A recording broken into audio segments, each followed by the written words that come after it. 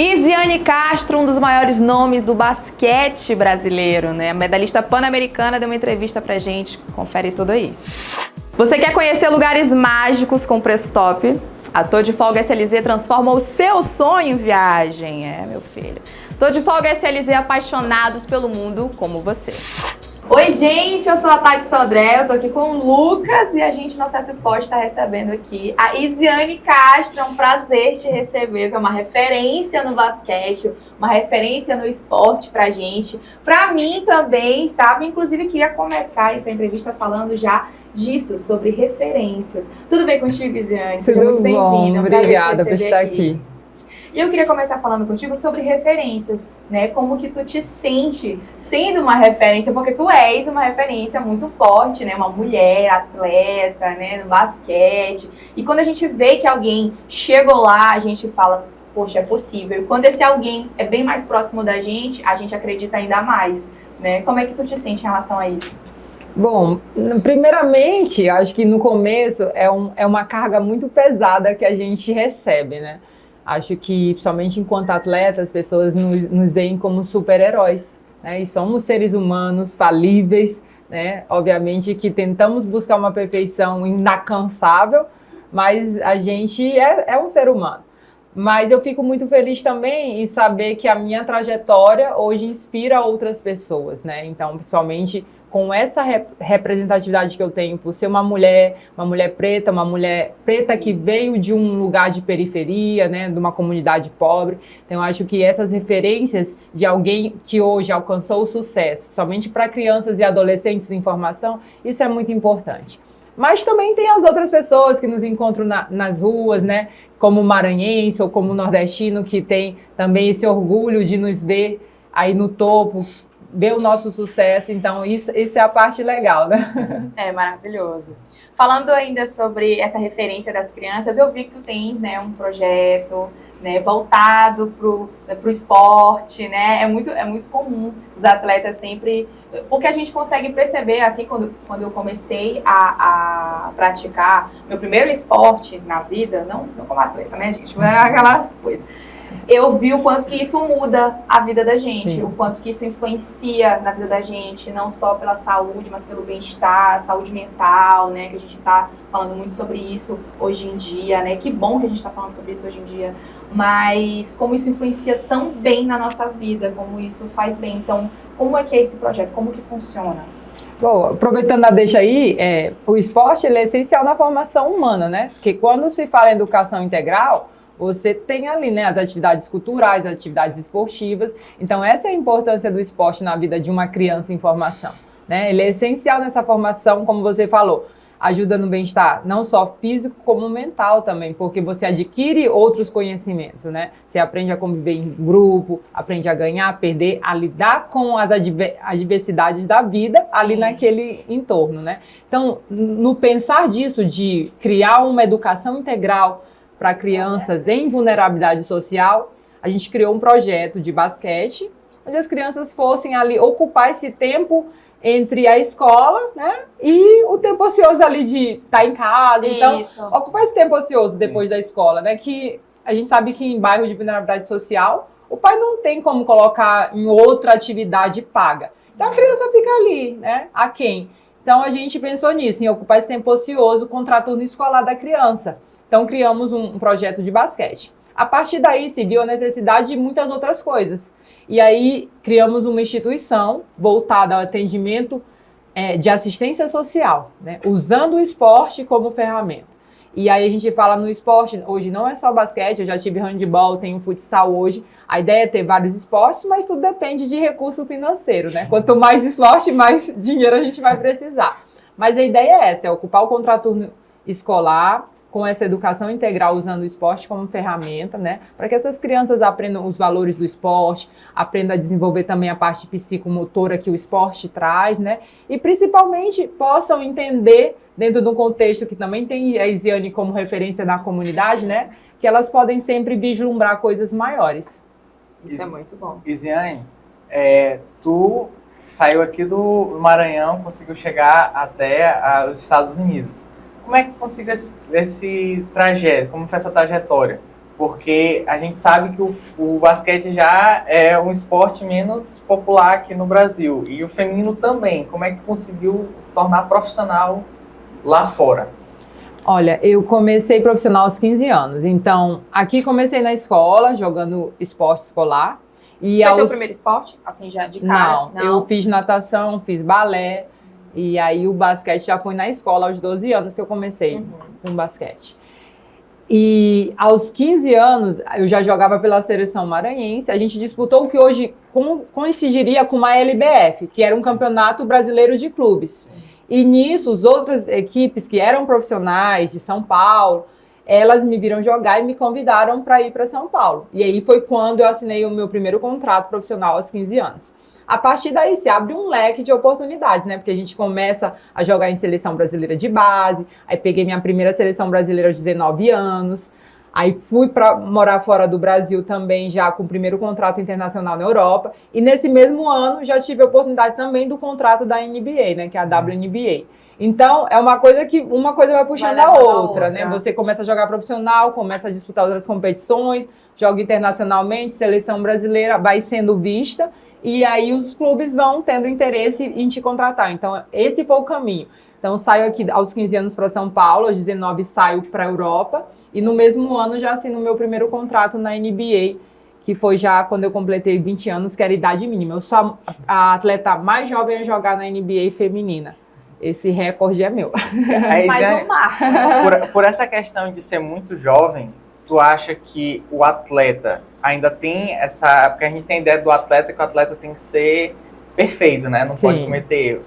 Tu acha que o fato de ser muito jovem, esse jovem acaba cometendo muitos erros? Mais erros do que o atleta mais velho? Sim, porque tem toda a questão do amadurecimento enquanto durante pessoa, aquele processo, né? Então você pega assim, você ainda é uma criança que está passando pela adolescência para entrar na juventude, né? E ao mesmo tempo você tem ali toda uma carga profissional, que a gente é paga profissional, você é pago, você está trabalhando, né? Então realmente é um amadurecimento muito rápido, né? Precoce, né? Eu falo que eu sou precoce mesmo. E o esporte traz isso, não só no basquete, tem modalidades muito mais precoces, né? Natação, ginástica.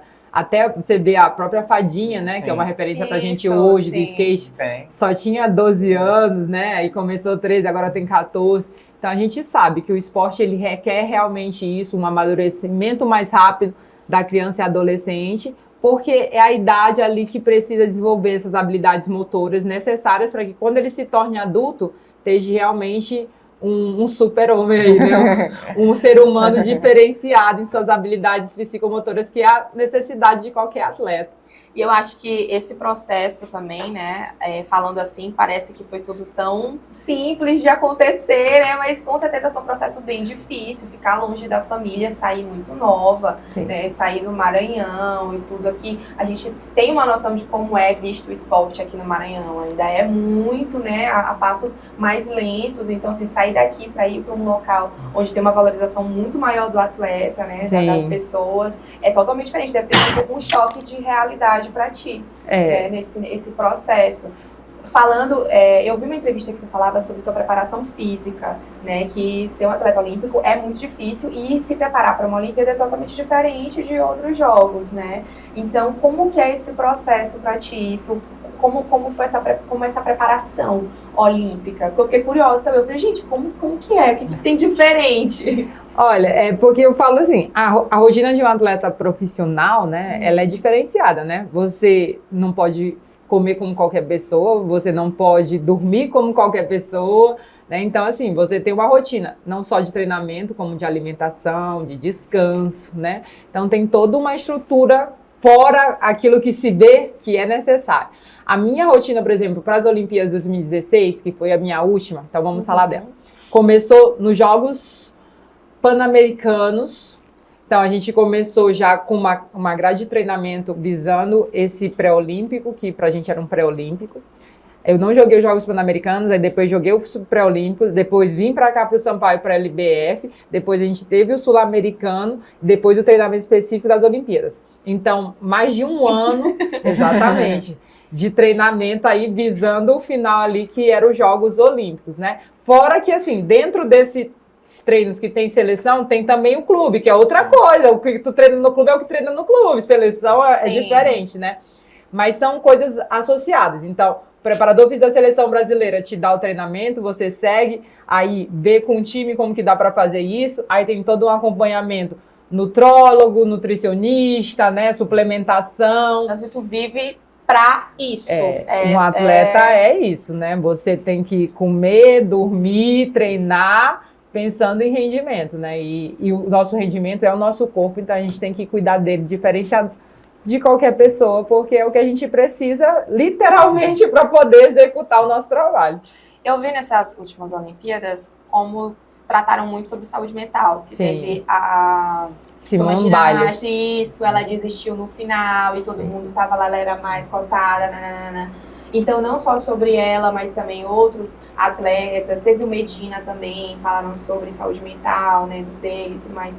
Então, assim, agora começaram a ter esse olhar, mas antes eu acho que não era tão visado, não tinha tanto. O que tu pensa sobre isso? Mas assim, a gente volta para aquela questão que eu falei de que acham que a gente é um super-herói, né? Super-humanos, né? E isso é um equívoco. Nós não somos super-humanos. Nós sem apenas falhas, nos preparamos para aguentar mais coisas, né? Suportar a dor, superar os limites, né? Buscar sempre o inalcançável. Porque esse é o trabalho de um atleta profissional, principalmente, né? Porque a gente visa quebrar recordes, né? Ser campeão olímpico. Então, são coisas muito difíceis de almejar, e que a gente precisa mesmo tentar o impossível para conseguir. Então, acho que quando nos veem dessa forma, acaba esquecendo que ali tem um ser humano por trás, né?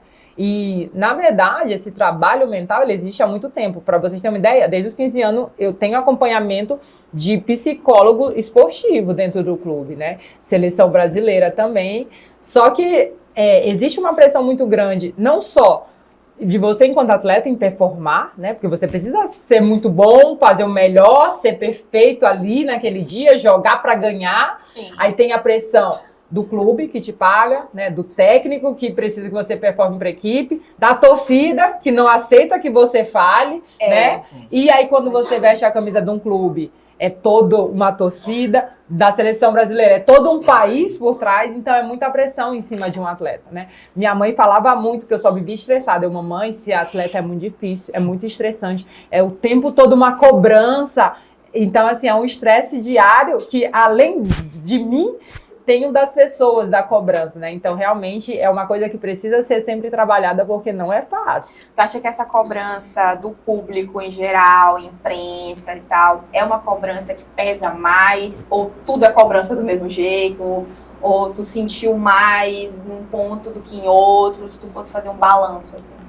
Pra mim, a do público é a que pesava menos, né? Porque a gente tentava mesmo separar, né, o que é torcida e o que é o trabalho que a gente precisa focar ali, né? Mas eu acho que, em geral, a torcida é o que pesa mais, né? A gente tira pelo futebol. A pressão que a torcida faz de fora para dentro, tanto em treinadores, em atletas, dentro do campo, né? Assim, é uma coisa, para mim, é inadmissível, né? Acho que as pessoas esquecem misturam as coisas. Que elas estão ali, primeiro, que elas são fãs, elas não são donos da equipe, elas não são patrocinadores, né? Mas elas se acham os pagadores do time, né? Então, assim, existe uma pressão realmente muito grande. Eu sempre tentei isolar muito aquilo que era dito de fora para dentro, para que não prejudicasse a minha performance e o meu equilíbrio também mental e emocional. E, assim, sempre foquei mesmo naquilo que ficava ali ao meu dispor, né? Técnico, minhas companheiras de equipe e trabalhar sempre dessa forma. Mas, com certeza, em geral, no esporte, o que vem de fora, somente a nível de torcida, é o que mais desestabiliza um atleta. Aí, Ziane, se tu pegar, que a gente está falando aqui sobre erros, né? Sobre o que o público espera. Tu ficou fora de 2 Olimpíadas, né? Sim. A Olimpíada 2008 e 2012. Tu acha que tu se arrepende de ter ficado fora dessas Olimpíadas? Tu acha que era a tua cabeça que tu tinha na época? Tu acha que se fosse hoje, tu faria algo diferente? Tu tem algum arrependimento desse período? Na verdade, meu arrependimento é por ter ido para a seleção. Porque foram 2 situações que não foi eu que escolhi não estar ali, né? Eles que me retiraram da seleção. Numa, por uma questão pessoal com o técnico, né, onde ele não me levou para as Olimpíadas, que não aconteceu naquele momento, aconteceu depois, tanto que eu só voltei à seleção brasileira depois que ele saiu, porque esse era também o meu acordo, se ele estivesse lá eu não voltaria. E na outra situação, né, foi uma decisão que nem foi do técnico, o técnico estava quase chorando junto comigo ali, foi da diretora em me retirar da seleção e o Brasil que foi prejudicado. Então foram duas situações onde eu deixei os Estados Unidos, eu estava jogando a NBA para servir a seleção brasileira, deixei o meu trabalho, perdi o meu emprego lá, porque quando eu voltei, a minha posição não estava mais lá à disposição, eu tive que batalhar para buscar o meu espaço que eu perdi, né, para ser dispensada. Então foram duas situações onde me prejudiquei profissionalmente, né, e não foi bom para nenhum dos dois lados. Então o meu rendimento era, se fosse alguma coisa, era não ter ido. Porque somente a das Olimpíadas 2012, eu nem fui à WNBA, eu fechei o contrato depois que me dispensaram. Então eu deixei de estar recebendo meu salário, fechar com uma equipe importante, e eu na época estava muito bem, a gente acabava de ser campeã da conferência, uma das melhores atletas das finais, então assim, estava no ápice mesmo da minha carreira na NBA, deixei de ir para servir a seleção brasileira para ser dispensado. Então foi muito ruim para mim, foi um baque muito grande, né? Mas como tudo a gente dá a volta por cima e leva segue. como aprendizado, né? A gente, eu pelo menos, né, achava que a ideia dos atletas chegar na seleção fosse assim o auge da carreira, né? A gente conseguiu chegar na seleção e tudo, só que a gente não sabe os poréns, né? As entrelinhas, o que acontece ali para você chegar até lá e se manter lá. Também, né? O negócio da seleção brasileira é porque as pessoas acabam nos acompanhando mais na seleção brasileira por ser a vitrine, né? Então, Jogos Olímpicos e tal. Mas a vida do atleta ela é feita dentro de um clube, né? Então, às vezes a gente vê tanto equipes como jogadores que não vão servir o seu país e preferem ficar no clube. É teu clube que paga o teu dia a dia, o teu salário. É ali que você trabalha todos os dias, né? A seleção brasileira é um momento, né? Você vai numa competição, tem aquela coisa do sonho, né? Da vontade de ser patriota, de servir, de vestir a camisa, sim, né? Mas não é o que paga as tuas contas, né? O que paga as tuas contas é o dia a dia, da realidade do clube. É um paralelo mesmo, exatamente, né? É um momento paralelo. Se você fazer um balanço, assim, das tuas primeiras Olimpíadas para a última, né? Deve ter peso enorme, totalmente diferente, né? Se fosse fazer um balanço assim, qual foi as principais diferenças que tu pode pontuar pra gente? Nossa, muita diferença. Primeiro, na minha primeira Olimpíada, apesar de eu já ser titular da seleção brasileira na minha primeira Olimpíada, mas assim, o peso era muito menor. Eu era, apesar de titular, tinha a Janete, onde tinha uma carga maior, tinha as meninas mais velhas, então eu era a novinha do grupo, né? Então tinha menos responsabilidade, apesar de entender que também eu tinha uma responsabilidade dentro do grupo, somente como titular. Na última, eu já era a capitã da seleção brasileira, uma das jogadoras mais importantes, realmente. Totalmente diferente. A jogadora ali do grupo, jogando em casa, onde é uma pressão também muito maior. Era a minha última Olimpíada, minha última competição mesmo da vida, né? Então, assim, foram momentos muito diferentes. E assim, tem todo um aprendizado, né? Aqui, numa primeira Olimpíada, aquela menina com 22 anos, aqui já é aquela senhora com 34 anos, né? Então, são realmente momentos muito distintos de carreira, começo e fim. A Isiane, quando tu voltou aqui pro Maranhão, né? Quando tu saiu dos clubes lá de fora para voltar aqui pro Brasil, eu lembro que era como se fosse aquela volta do Ronaldinho, quando voltou pro Flamengo, tipo, a Isiane tá chegando aqui, olha que vamos ver. E aí eu queria saber, tem muita diferença lá do basquete lá de fora com o basquete brasileiro, que é a Liga Brasileira? Muita diferença. Principalmente porque, assim, o Brasil ele é muito fechado, né? Até mesmo pela questão financeira. A gente não consegue trazer as melhores jogadoras do mundo para a nossa liga, o que não acontece para fora. Então, lá fora, Europa, Estados Unidos, você consegue ter as melhores jogadoras porque os clubes conseguem pagar os melhores salários e, portanto, conseguem levar esses melhores atletas para lá. No Brasil, a gente não consegue fazer isso. Então, a gente fica só com as meninas do Brasil, consegue trazer uma outra estrangeira que não é nível mundial, né, as melhores. Então, fica uma liga com um nível muito inferior, né? E essa é a grande dificuldade hoje do Brasil. É o intercâmbio que a gente já não tem, por viver num país mais isolado dos grandes centros, né, Europa, Estados Unidos. E aí a liga também não é uma liga forte, né? Então a gente sente muito, tanto que o Brasil não classifica mais no feminino para a Olimpíada, para Mundial, né? A gente tá num ciclo muito difícil. Porque o Brasil ficou fora da último Sim. Mundial e tá fora desse último. Isso. E eu tava vendo a lista de convocação, só tem uma atleta que joga aqui no Brasil, que é a Paty Teixeira, que é aqui de Sampaio. E aí eu queria entender, qual tu acha que é por que o Brasil tá ficando fora desses mundiais? Por que o Brasil tá ficando para trás no basquete feminino, sendo que já foi tão forte? É justamente por isso, né? Porque a gente não está conseguindo manter o nível da nossa liga e das nossas jogadoras no nível do mundo, né? Por falta de intercâmbio, tanto de fora para dentro na nossa liga, como das meninas para outras ligas. Porque, para tu ter uma ideia, hoje nós temos uma jogadora jogando na NBA, que é a Damires, e as outras quando jogam em ligas muito abaixo das principais ligas do mundo, jogam em segunda divisão lá fora. Então, por mais que seja um intercâmbio, não é um intercâmbio que, por exemplo, a minha geração teve. Quando eu cheguei na WNBA, nós tínhamos 10 brasileiras. 10 atletas de seleção brasileira. Então, digamos assim, o time titular do Brasil estava todo jogando na NBA. Né? Na Europa, quando eu jogava, nós tínhamos 5 brasileiras em equipes de ponta, né? Equipes como Barcelona, na França, como o Bruges, equipes mesmo que iam disputar título. Isso não acontece mais. Então, isso acaba, sim, tendo uma reflexão, né, refletindo na performance individual das atletas e, consequentemente, na força do grupo enquanto equipe nacional. Então, o Brasil hoje, a questão é justamente essa, né? Você não tem um parâmetro, as meninas jogam aqui e elas não entendem que elas não estão boas o suficiente porque elas não têm um parâmetro de comparação de jogar com as melhores da Europa, com as melhores dos Estados Unidos. Quando tu voltou, aí voltando, quando tu retornou aqui pro Maranhão para jogar basquete aqui, tu sabia que tu vinha para cá porque tava voltando para casa ou tu queria mesmo trazer esse holofote para a liga para tentar melhorar a liga brasileira? Não, a ideia foi trazer uma equipe pro Maranhão, com a minha pessoa como referência, obviamente, e somar com a Liga Nacional. Até mesmo porque eu estava no auge da minha carreira. Eu vim para cá, não vim em final de carreira. Eu estava com 30 anos, no topo da carreira, né?